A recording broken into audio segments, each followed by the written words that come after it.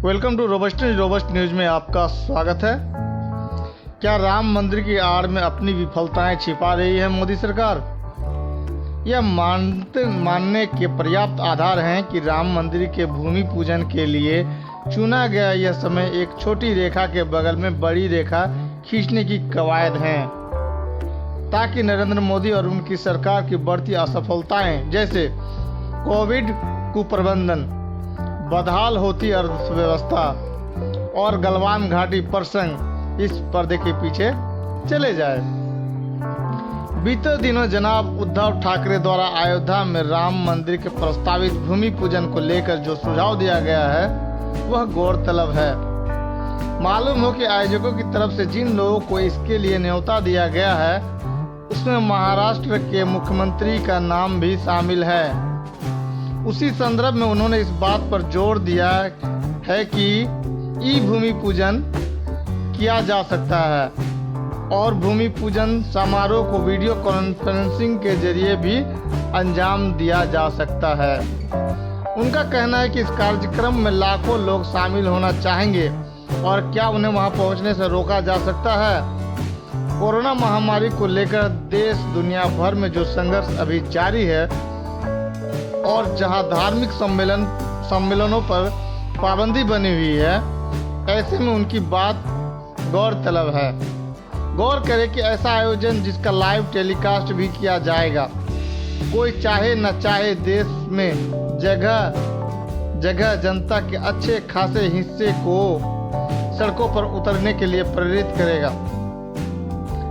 और अगर दक्षिणपंथी जमातें इस बारे में अति सक्रियता दिखा दें तो फिर जगह जगह भीड़ बेकाबू भी हो सकती है और केंद्र सरकार और गृह मंत्रालय द्वारा जारी गाइडलाइंस की भी धज्जियां उड़ सकती हैं। हम याद कर सकते हैं कि जब कोविड महामारी को लेकर शुरुआती दिनों में सत्ताधारी पार्टी के निर्देशों पर जनता कर्फ्यू, ताली थाली बजाने जैसे उपक्रम किए जा रहे थे, उस वक्त भी देश में जगह जगह जुलूस निकले थे जिनसे संक्रमण के फैलने की संभावना बनी थी। ताज़ा आंकड़े बताते हैं कि भारत संक्रमितों की संख्या के मामले में फिल वक्त दुनिया के 3 अव्वल देशों में शुमार हैं। संयुक्त राज्य अमेरिका, ब्राजील और भारत में 36,000 से अधिक लोग इससे काल कवलित हो चुके हैं। कोविड-19 के संक्रमण के फौरी खतरे, जिसके बारे में भारत में कम से कम अभी संक्रमण के कम होने की खबरें नहीं आ रही हैं, को ध्यान में रखकर उद्धव ठाकरे के प्रस्ताव पर आयोजकों की फौरी प्रतिक्रिया देखें तो यह स्पष्ट है कि ऐसा कोई सुझाव अमान्य होगा। आयोजकों का कहना है कि यह कोई सरकारी मीटिंग नहीं है जहां वीडियो कॉन्फ्रेंसिंग से काम चल सकता है।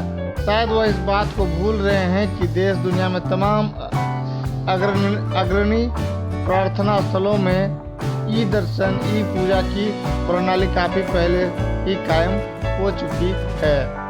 दूसरी अहम बात, कोविड संक्रमण के फैलाव के डर से समूची दुनिया के अग्रणी धर्मों ने अपने अहम धार्मिक आयोजनों को मुलतवी कर दिया है। हमें नहीं भूलना चाहिए कि चंद रोज पहले ही सऊदी अरब हुकूमत की तरफ से कहा गया कि इस साल हज यात्रा के लिए देश के महज 1,000 लोगों को इजाज़त मिलेगी। याद रहे, इस्लाम में बेहद अहम मानी जाने वाली इस यात्रा में हर साल देश दुनिया से 25 लाख लोग शामिल होते हैं और उसके बरअक्स इस साल महज 1,000 लोग, वह भी सऊदी अरब के अपने निवासी ही शामिल होंगे।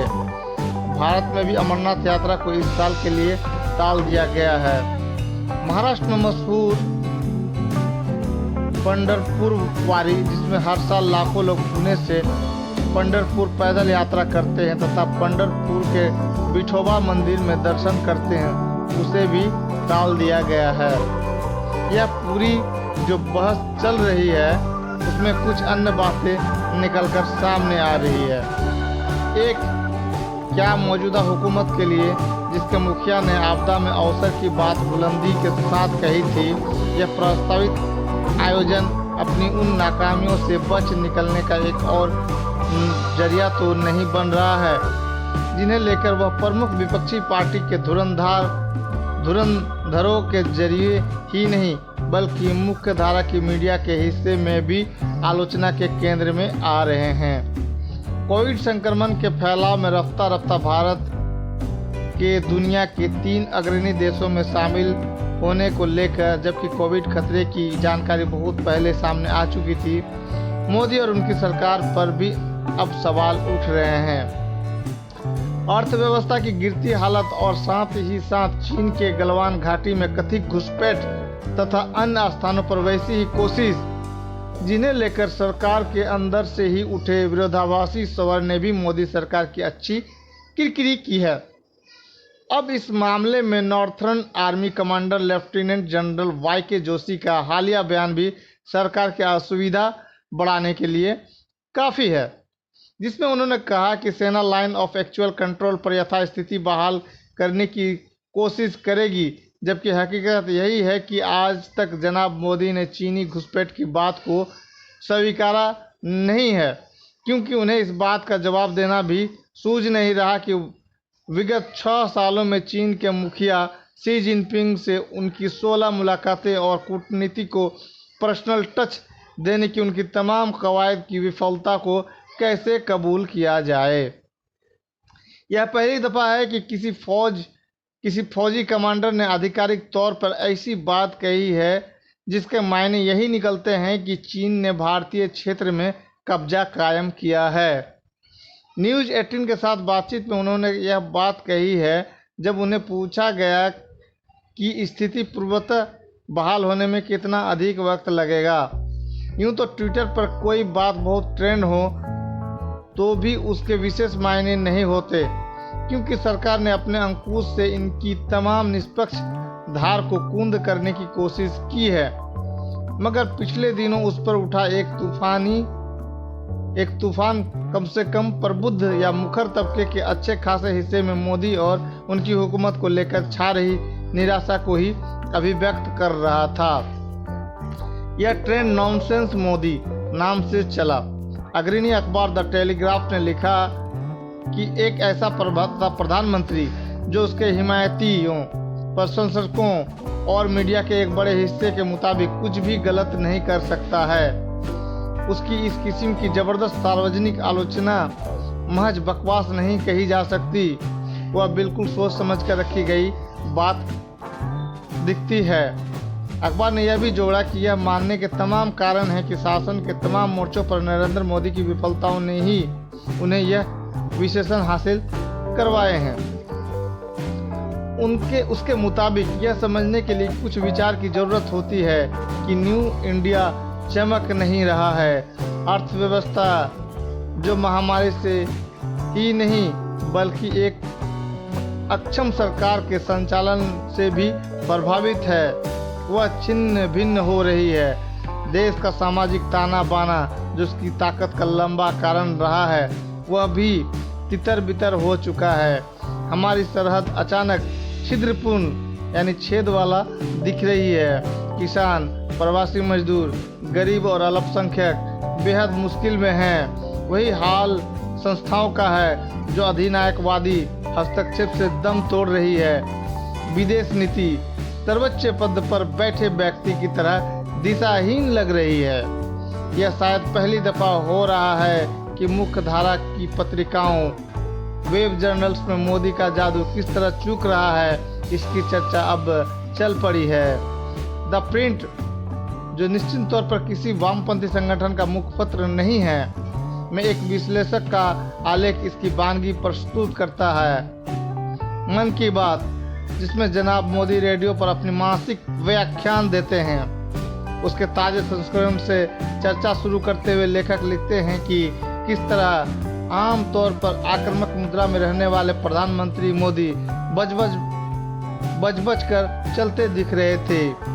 उन्होंने जो कुछ कहा उससे अधिक सुनाई दे रहा था जो उन्होंने नहीं किया। लेखक के मुताबिक मोदी का सार्वजनिक व्यक्तित्व 5 खंभों पर टिका है: मजबूत और निर्णायक नेता, विकास पुरुष, वैश्विक स्टेटसमैन, एक ऐसा फकीर जिसने दूसरों के लिए कार्य करने के लिए परिवार को दूर रखा, और एक हिंदू हृदय सम्राट। लेखक बताते हैं कि रफ्ता रफ्ता किस तरह पहले चार तत्व अपनी आभा हो रहे हैं और सिर्फ हिंदू हृदय सम्राट का पहलू अभी उनके साथ है। वही कारगिल विजय दिवस पर अपने हमले का रुख महज पाकिस्तान पर केंद्रित करके किस तरह वह विश्वासघाती है आदि और चीन पर मौन बरतते हुए, जबकि वही बात चीन पर भी लागू की जा सकती है। मोदी ने यही संकेत दिया कि आप सवाल न पूछें। रिजर्व बैंक के पूर्व गवर्नर उर्जित पटेल, जिन्हें रघुराम राजन के स्थान पर इस पद पर लाया गया था और जिन्होंने अपना कार्यकाल पूरा करने के पहले ही इस्तीफा दिया, जबकि वह सरकार के करीबी समझे जाते थे। मौजूदा सरकार के बेहद करीबी समझे जाने वाले एक कारपोरेट घराने से उनके पारिवारिक रिश्ते की बात होती थी। उनकी नई किताब overdraft saving the Indian saver का प्रकाशन भी निश्चित तौर पर सरकार के लिए अच्छी खबर लेकर नहीं आया है। इसमें उन्होंने बताया कि तत्कालीन वित्त मंत्री के साथ उनका मतभेद दिवालिया मामलों को लेकर सरकार के फैसलों से शुरू हुआ, जिनमें काफ़ी नरमी थी। किताब में वह किसी का नाम नहीं लेते हैं, लेकिन जिस दौर की वह बात कर रहे हैं उसमें पीयूष गोयल को कुछ माह के लिए वित्त मंत्रालय का जिम्मा दिया गया था। पटेल ने अपनी किताब में लिखा है कि 2018 के मध्य में दिवालिया मामलों के लिए नरमी वाले फैसले लिए गए, जब अधिकतर कामों के लिए वित्त मंत्री और उर्जित पटेल मामलों से जुड़ी बातों को लेकर एक ही लेवल पर थे। 2018 में पीयूष गोयल ने मीडिया से बात करते हुए कहा, सर्कुलर में नरमी लाने की बात कही और बोले कि किसी भी लोन को 90 दिनों के बाद एनपीए नहीं कहा जा सकता। दिलचस्प बात यह है कि रिजर्व बैंक के पूर्व डिप्टी गवर्नर वीरल आचार्य की नई किताब quest for restoring financial stability in India, जो उनके उन व्याख्यानों, रिसर्च पेपर आदि का संकलन है जब वह रिजर्व बैंक की मॉनेटरी पॉलिसी कमेटी के सदस्य थे, लगभग इसी बात की तायद करती है कि किस तरह रिजर्व बैंक की स्वायत्तता को कमज़ोर करने की सरकारी कोशिशों के चलते ही उर्जित पटेल को अपना पद छोड़ना पड़ा। एक तरफ बैड लोन को लेकर शोरगुल और दूसरी तरफ इसकी वसूली के लिए प्रतिबद्ध कहे जा सकने वाले रिजर्व बैंक के नियमों को मनमाने ढंग से बदलना, यह रुख यही बताता है कि सरकार किस तरह क्रोनी दरबारी पूंजीपतियों की सेवा में लगी है। अब जब हम राम मंदिर के भूमि पूजन, जिसके लिए 5 अगस्त का शुभ मुहूर्त निकाला गया है, मैं प्रधानमंत्री की सहभागिता की बात करें तो यह समूची पृष्ठभूमि हमारे सामने मौजूद होनी चाहिए। याद रहे, यही वह दिन है जब पिछले साल भाजपा सरकार के एक झटके में जम्मू कश्मीर के स्वरूप को बदल दिया था। धारा 370 समाप्त कर दी गई थी और संघीय गणराज्य के एक सूबे को संसद के एक प्रस्ताव से 2 केंद्र शासित प्रदेशों में बांट दिया गया था। लाजिम है कि यह मानने के पर्याप्त आधार हैं कि राम मंदिर के भूमि पूजन के लिए चुना गया यह समय एक तरह से छोटी रेखा के बगल में बड़ी रेखा खींचने की कवायद है, ताकि मोदी और उनकी सरकार की बढ़ती असफलताएं, कोविड प्रबंधन, अर्थव्यवस्था, क्रोनी पूंजीपतियों को उसके द्वारा दी गई छूट अरवाल और गलवान घाटी प्रसंग की तमाम बातें नेपथ्य में चली जाएं। प्रश्न उठता है कि क्या समूचा राजनीतिक विपक्ष, सामाजिक आंदोलन या असहमति रखने वाले बुद्धिजीवी तबका भी इसी बड़ी रेखा के दबाव में मौन हो जाएगा, या बकौल रणबीर समझदार व शक्तिहीनता के इस वक्त में तुच्छ राजनीतिक में टिके रहने की निश्चितता के बरक्स अनिश्चितता के साहस को केंद्र में रखते हुए उसके सामने खड़ी जिंदगी की नई चुनौतियों की नई संकल्पना गढ़ेगा। खबर कैसी लगी? चैनल को लाइक करें, कमेंट में अपनी राय दें। आपका दिन शुभ रहे। Thanks audience, thanks listener.